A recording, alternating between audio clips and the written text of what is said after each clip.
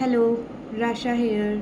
आज मैंने आपको कल जो वीडियो भेजी थी उसमें मैंने आपको क्वेश्चंस दिए थे, तो इसमें इसके आंसर्स थोड़े से डिस्कस कर लेते हैं। पहला क्वेश्चन था कि nasal chamber open into. Nasal chamber open किस में होता है? फेरिंग्स के अंदर ओपन होता है। अब फेरिंग्स ओपन थ्रू इनटू, तो फेरिंग्स किस में ओपन होता है? फेरिंग्स ट्रैकिया में ओपन होता है। और क्या नाम है? Through larynx. अब is the sound box. Larynx sound box होता है और लैरिंग्स एक कार्टिलेजिनियस बॉक्स है। अब epiglottis is a thin cartilaginous flap. अब एपिग्लॉटिस क्या था? मैंने आपको बताया था कि लैरिंग्स का पार्ट होता है glottis.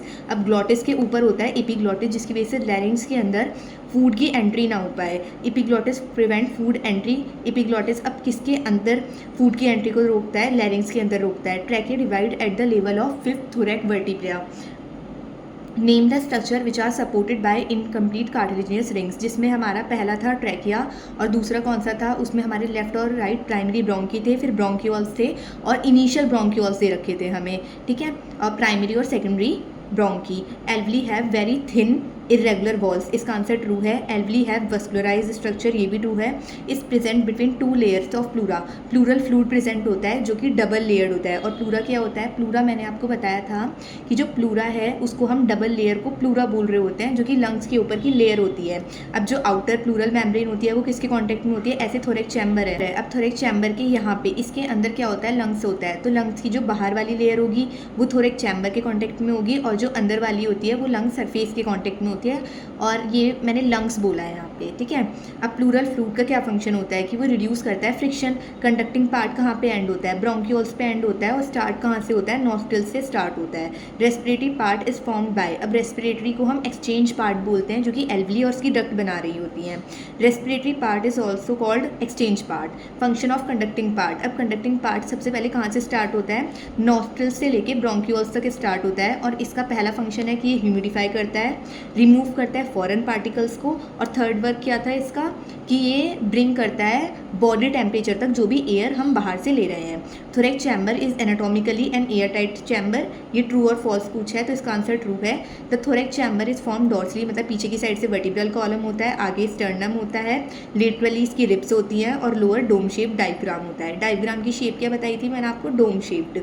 We can't directly alter pulmonary volume. हाँ, हम खुद से चेंज नहीं कर सकते। ये थोरैक चैम्बर है, उसके अंदर होता है पल्मोनरी चैम्बर, तो हम पहले हमें थोरैक को चेंज करना पड़ेगा, फिर ही पल्मोनरी चेंज होगा। Any change in volume of thoracic will reflected in the pulmonary cavity. आप लोगों ने सही ही करे होंगे ये, वैसे अभी तो आप लोगों के नहीं आया है मेरे पास, बट ओके, आप लोग बाद में भेज दीजिएगा, ठीक है। अब आज हम इस वीडियो में क्या डिस्कस करेंगे? हम ब्रीथिंग मैकेनिज्म के बारे में डिस्कस करेंगे, मतलब सांस लेने के बारे में, ये सब, ठीक है। इंट्रा पल्मोनरी प्रेशर, सबसे ये वाले जो पैराग्राफ है ना, मैकेनिज्म ऑफ ब्रीथिंग और मैकेनिज्म ऑफ ब्रीथिंग का यहाँ तक जो है इसको हम इस वीडियो में आज डिस्कस करेंगे, ठीक है। सबसे पहले intra pulmonary pressure. Intra pulmonary pressure क्या होता है? जो प्रेशर हमारी लंग्स के अंदर प्रेजेंट हो उसको हम बोलते हैं इंट्रा पल्मोनरी प्रेशर, ठीक है।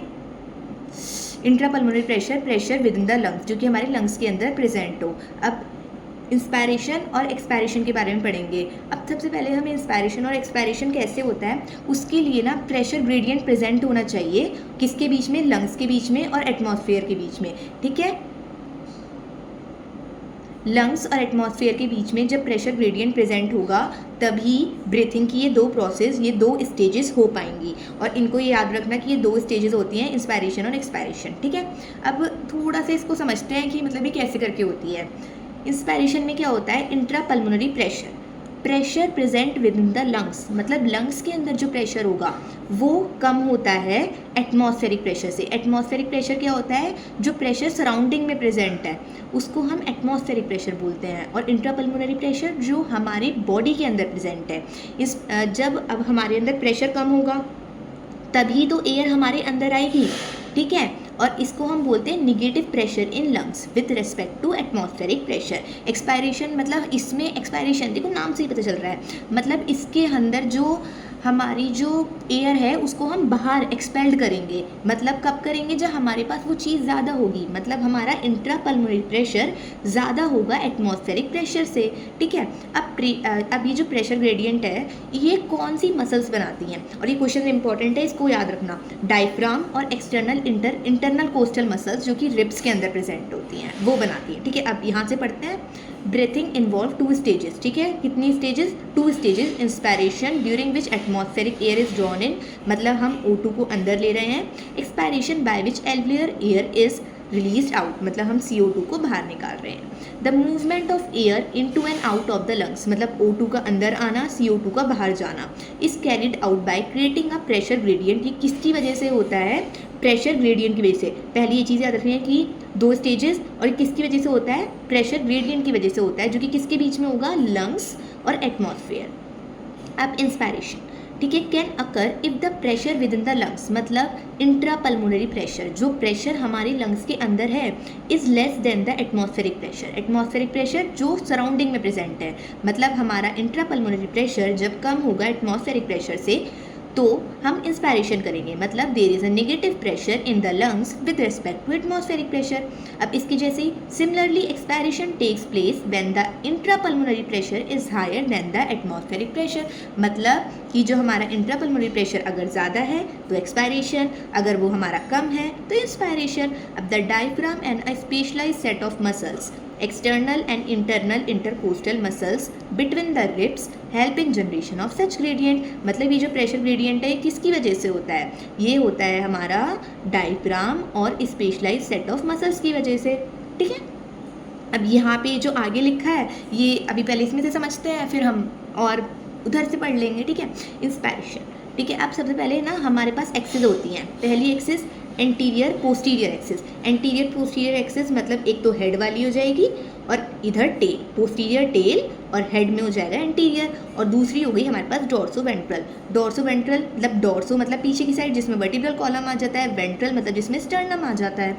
ठीक है, स्टार्ट करते हैं। इंस्पायरेशन, इसमें पहली लाइन लिखी है एनसीईआरटी में, initiated by contraction of diaphragm which increase volume of thoracic chamber in anterior posterior axis. ठीक है, अब हमारा जो डायफ्राम होता है उसकी शेप ऐसे करके होती है, ऐसे।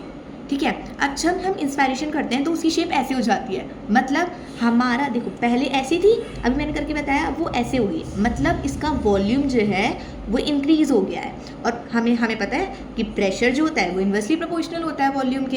अब हमारा जो वॉल्यूम बढ़ा है मतलब हमारा जो प्रेशर है वो कम होगा। ठीक है, पहली चीज़ तो ये आ गई। Contraction of external intercostal muscle lift up the ribs. अब क्या नाम है, कॉन्ट्रैक्शन हुआ जिसकी वजह से जो रिब्स है वो भी ऊपर की साइड उठ गई।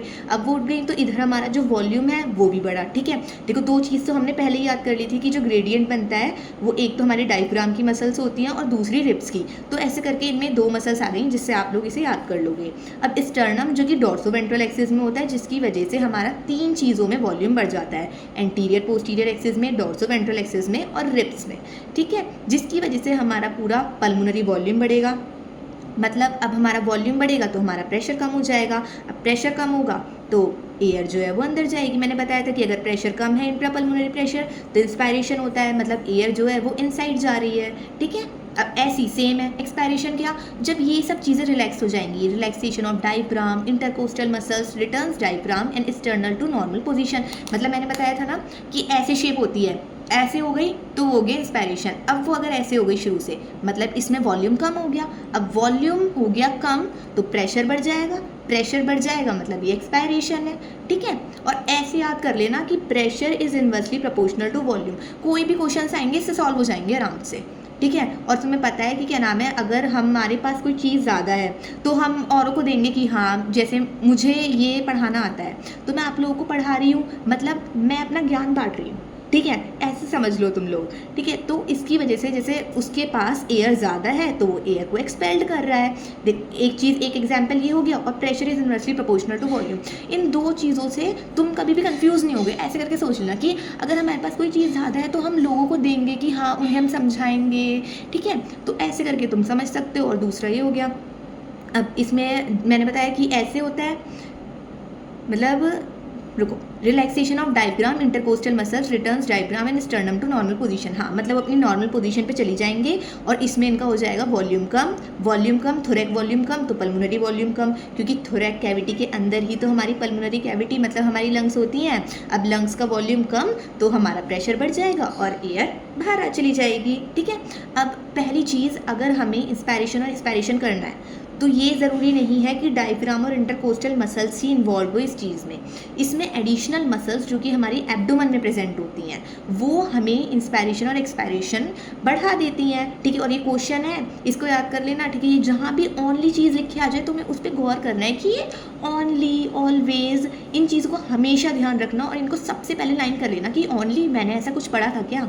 ठीक है, अब इस पर भी क्वेश्चन है, on average healthy man human breathe करता है 12 से 16 टाइम्स पर मिनट, मतलब 1 मिनट में 12 से 16 टाइम्स वो ब्रेथ करता है। और ये भी इंपॉर्टेंट है, इसको भी याद करना।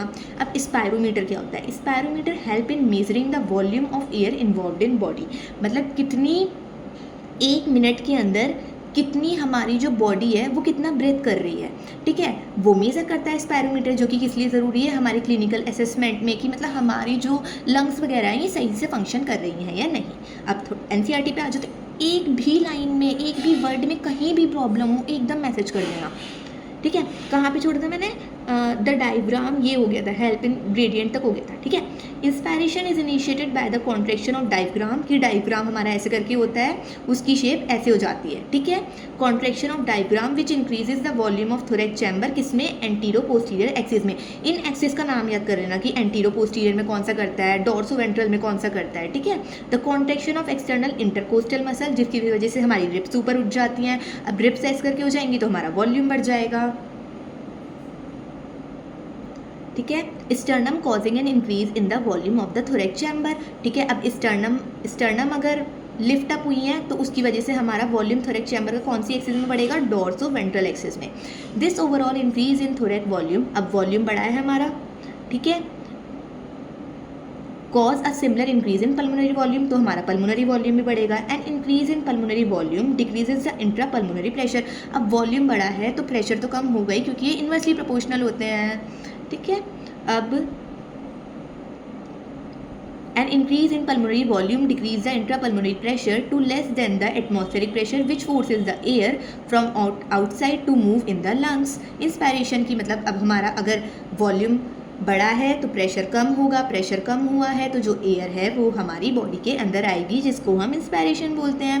Relaxation of the diaphragm and the intercostal muscles, relaxation of the diaphragm and the intercostal muscles returns the diagram and sternum to their normal position, कि वो अपनी अब नॉर्मल पोजीशन में आ जाएंगे। मतलब ऐसे हुआ करते थे इंस्पायरेशन में, ऐसे करके चला गया डायग्राम, पर अब वो ऐसे से अपनी नॉर्मल पोजीशन में आ गया है। नॉर्मल पोजीशन में आ गया है मतलब उसका वॉल्यूम हो गया है कम, मतलब प्रेशर हो जाएगा ज़्यादा। And reduce the thorax volume, मतलब वॉल्यूम कम, and thereby the pulmonary volume. अब अगर थोरैक वॉल्यूम कहीं कम हुआ है, क्योंकि थोरैक कैविटी के अंदर ही तो हमारा क्या होता है? पल्मोनरी होता है। तो कहीं भी थोरैक आ जाए तो थोरैक अगर चेंज होगा तभी पल्मोनरी में चेंज होगा, पल्मोनरी खुद से चेंज नहीं हो सकता है। ये मैंने आपको लास्ट वीडियो में बताया था। ठीक है, अब this leads to increase in intra pulmonary pressure, तो प्रेशर हमारा बढ़ जाएगा to slightly above the atmospheric pressure. और ये हमारा जो इंट्रा पल्मोनरी प्रेशर है ये किससे बढ़ रहा है? एटमॉस्फेरिक प्रेशर से। ठीक है, एटमॉस्फेरिक प्रेशर से, causing the expulsion of air from the lungs, जिसकी वजह से हम एक्सपेल करेंगे, मतलब अपनी एयर को जो भी हमारी लंग्स के अंदर है, जिसको expiration.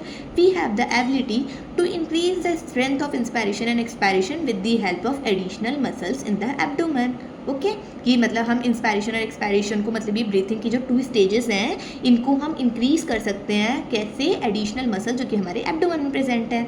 On an average a healthy man human breathe 12 से 16 टाइम्स पर मिनट। ठीक है, इसको भी याद करना। एक ये एडिशनल मसल वाला आपको याद करना है। ठीक है, एक ये the volume of air involve in breathing movement can be estimated by using a spirometer, कि हम स्पायरोमीटर से पता कर सकते हैं कि कितनी एयर हम ब्रीथिंग में यूज़ कर रहे हैं, which help in clinical assessment of pulmonary function, कि हमारे जो लंग्स हैं ये सब कैसे वर्क कर रहे हैं, ये इससे हमें पता चल जाएगा। ठीक है, अब इन सब के मैंने अब ये क्वेश्चंस हैं, इन क्वेश्चंस को अच्छे से करना। पहली चीज़ ना एक नोटबुक बना लो और फिर मुझे ना उसमें रोज़ सेंड करे करना, मैं आपको क्वेश्चंस भेजे करूँगी और जहाँ भी प्रॉब्लम आ रही है मुझे बता सकते हो आप लोग। ठीक है, लो आप पहले स्क्रीनशॉट लो।